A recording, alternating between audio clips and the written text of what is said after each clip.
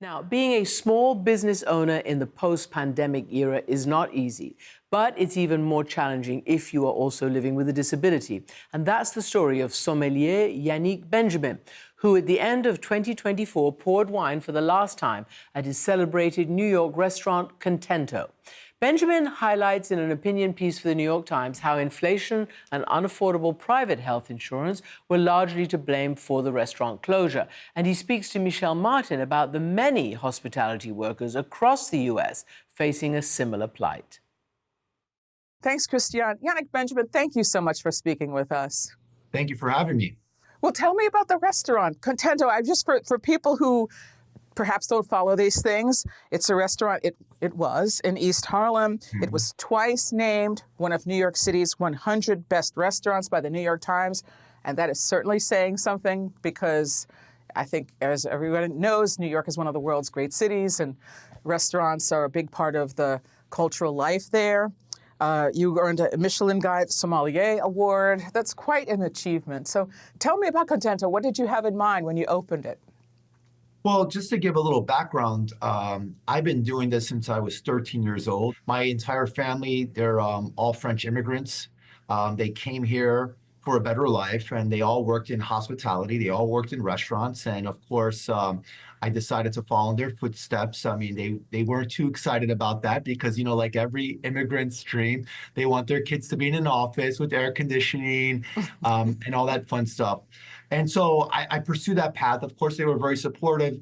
Unfortunately, at the age of 25 years old, I was in a car accident that left me paralyzed from the waist down. So obviously trying to transition from a non-disabled person working in hospitality to a person now using a wheelchair full time in an industry where there's steps, there's, hot oil, fire, sharp knives, space is really tight, was going to be very challenging, and there were going to be a lot of obstacles. But I decided to stay on that path because I was so passionate about this industry, and I'm still passionate.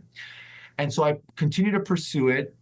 And so finally, when I had this opportunity and I found this location in East Harlem on 88 East 111th Street to open up this small little restaurant, and we can make it accessible, not just for the public, but for people like myself to work there, it was really an exciting venture.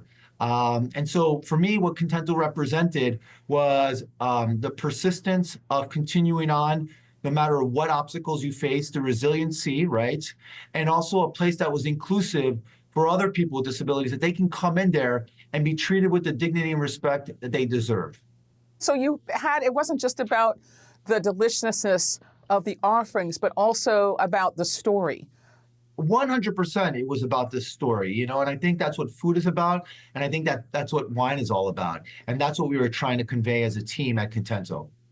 So how did things start to go wrong? I mean, I'm assuming that the COVID pandemic, had something to do with it. For sure. And then, of course, we were ready to open, and we had made the announcement we were going to open sometime in the spring of 2020. Sure enough, New York City was shut down mid-March. And so here we were, we had this restaurant that was pretty much complete and ready to go. And so we just held off because we knew that if we would open, eventually we might be shut down again. Oh, yeah. And that would be the nail to the coffin. And so we didn't open our doors till June 10th, 2021. So throughout that whole time, we still had to pay rent. We still had to pay insurance. There were still some bills that had to be paid, even though we were not officially open. So that was already the first obstacle that we were facing, right?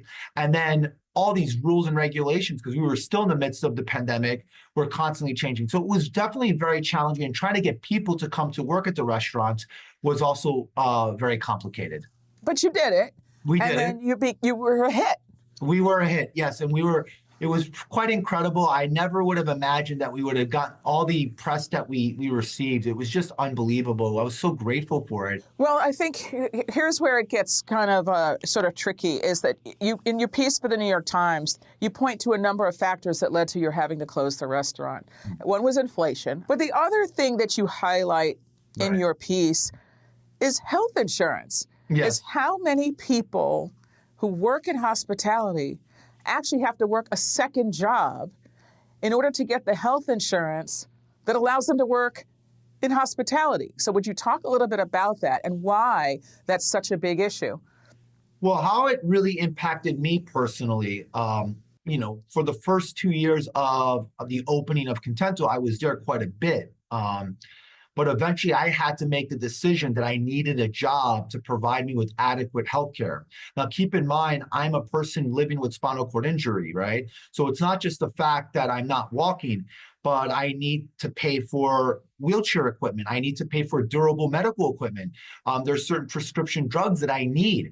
That's really important. So I think that when I took on that full-time job, so I can get adequate and respectable healthcare, it took away from my attention of Contento, right? And I do think that contributed to the slowdown of people going there, because a lot of people were going to Contento restaurant to come see me. Well, I was no longer really there. Now, I was heavily involved with the restaurant behind the scenes, but I'm going to try to say this in the most humble way. I certainly was the face of the restaurant in many ways, but if I'm not there, it kind of defeats the purpose of people wanting to come visit us, right? But I had no choice that I needed healthcare. Now, I do believe that if there was some kind of universal healthcare plan, I would still be there. I would be able to give 100% and be able to contribute, and maybe we would still be open. I'm not saying for sure, but I definitely believe it would have increased our chances. So the healthcare system that's provided for hospitality workers and that safety net is really broken, and I'm a perfect example of that. In your piece, you pointed out that only 40% of full-time hospitality workers have health insurance, compared to 87% in the private sector. What does that look like? In a restaurant like Contento, what did that look like? So were most of the people working other jobs in order to get health insurance, or Yes. is it that people outside of that 40% includes people who work at the big chains like in Applebee's or Starbucks?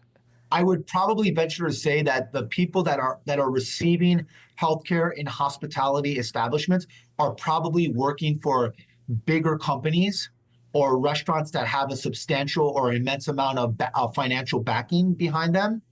As far as Contento goes, most people that work there had second jobs that provided them those resources. We as a restaurant were not able to do so.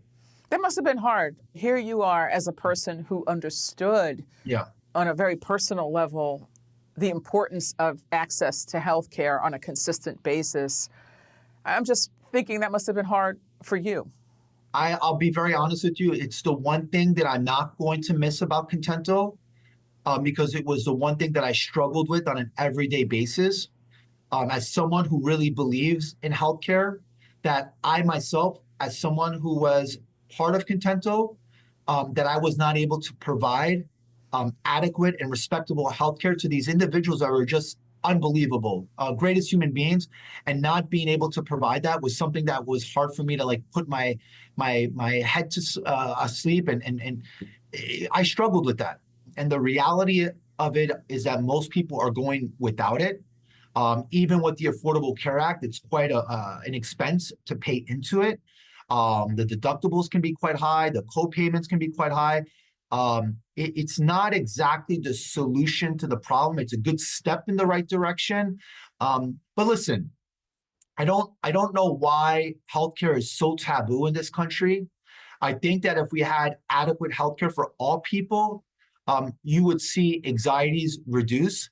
And I also believe that you would see more of an entrepreneurial spirit. I often think that people are more conservative with the decisions that they make because there's not that safety net to be able to do so. Yeah.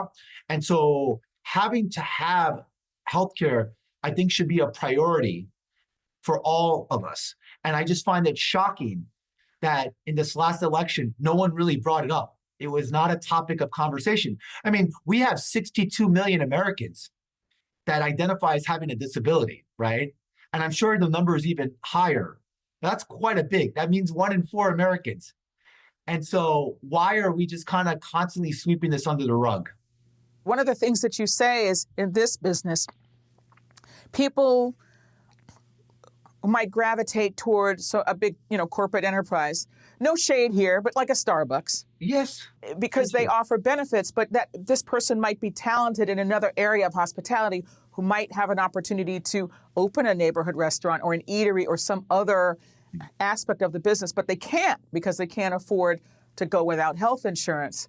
Have you seen that? Have you seen people sort of forgoing sort of more creative opportunities because they had to take a job with benefits? I see it all the time. I mean, I see it all the time. I see people that have very close relationships with their primary physician, with their gynecologist, with their urologist, right? And then they get offered a job. That's this great opportunity, right? And then they do their research about the insurance that they might be offered, but their primary physician, their gynecologist, their urologist, whatever it is now no longer a network because they're being offered a different private health plan. And so just that in itself is a problem. Yeah. And so people, again, are making decisions that are limited, that are limiting their potential. And this is all, a lot of it has to do with healthcare. I think that we're missing out on so much talent out here. And it's not just about people in hospitality. It's not just about people that are cooks or waiters or sommeliers or bartenders, but I'm talking about people that are freelance writers. I'm talking about people that are singers and dancers and artists. I mean, I grew up in New York. I grew up in Hell's Kitchen in the 80s, and it was a hotbed for people to come into that neighborhood, right? They can afford rent. They can pursue their craft, get a job part-time, and they had enough money to pay and provide themselves to really pursue that craft and their passion. And we've completely lost that. And it's a real pity. And I really do believe that we can get back to that point, but we've allowed greed and ignorance to consume us. So here's where I have to ask a hard question. There are those who might say that's a shame, but eating out in nice restaurants is not a priority for the country. So what would you say to that?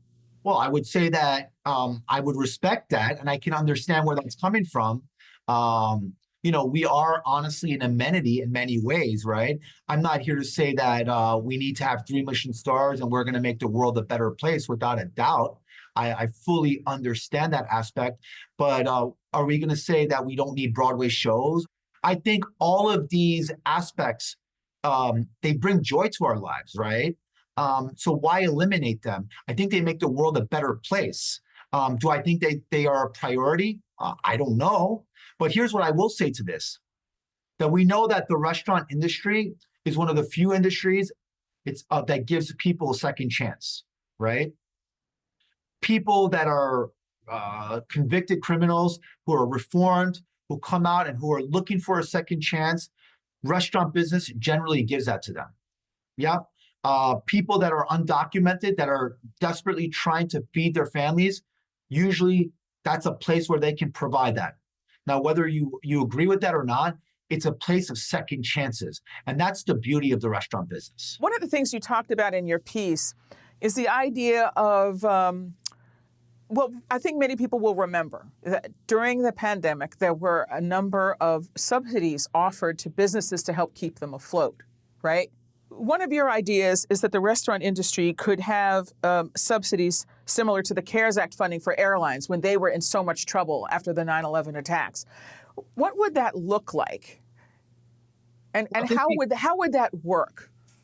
That's a great question, and it's a complicated one. But just to kind of simplify my answer to you, but I think, what if we just all got together, all the big chain restaurants, right, and created one big unified association, right? So when someone does get severely injured, right, that there's something waiting for them and we can support them. And then having one big umbrella where we all have the same in-network health insurance, just something where we're all supporting each other. In my article, I mentioned Starbucks, Applebee's, all these big, they're important. They have value to themselves, right? And I think that these bigger companies can really have a big positive impact if we can incorporate some of these small mom and pop restaurants. And I think that one hand helps the other at the end of the day, and I think vice versa. And so I think that just trying to create a one solid association is really the best way forward. So if you don't mind my asking, what was that last day like? I think it wasn't so much the last day. I mean, I think it was more, coming to the realization and having to say, we've got to close. This is just not going to happen.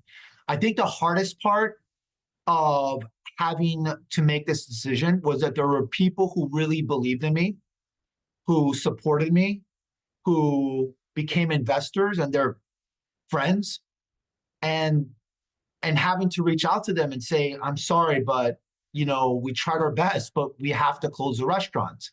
And then having to make that announcement via social media, and then seeing people on face to face. And no one does it on purpose, but I'm really sorry. That sort of, I feel sorry for you kind of look. Yeah. And, that's hard. I mean, there's a lot of, it's kind of humbling to go through that experience. But it is what it is. And I tell people that please don't feel sorry for me.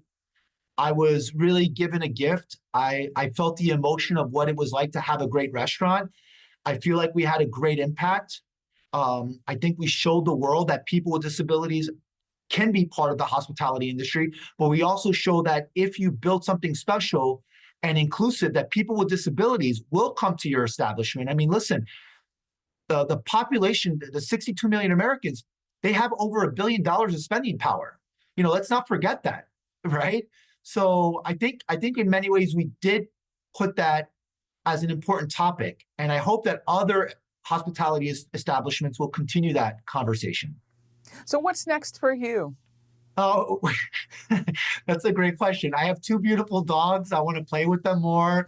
I want to have more moments of stillness with my wife. I want to do a lot more writing. I'm currently writing a book with a good friend of mine, Emily Saladino, and to talk about my experiences of hospitality and what it's like to be a person with a disability and navigating hospitality. And that's it. I mean, really, I just, I have a great job right now. I've been part of the same place for well over 12 years, on and off, and I love it. Listen, I'm going to be honest with you. I'm so grateful. And even when I reached out to all my investors to let them know that I was closing the restaurant, everybody was so kind. I'm even me talking to you about this, I'm so emotional. I am the luckiest human being on earth, despite all of this. And I can be in much worse situations. I realize that I have tons of privilege, but I'm grateful for every moment. So I'm going to tell you right now, more moments of stillness. Yannick Benjamin, thank you so much for talking with us. Thank you so much.